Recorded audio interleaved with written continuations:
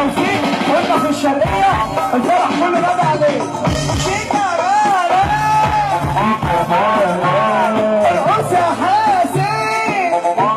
بص بقى الراجل المحترم ده هو الحراق اللي حارق وكايد الشياطين الحمر وشيكا عم مصر بس دفاع.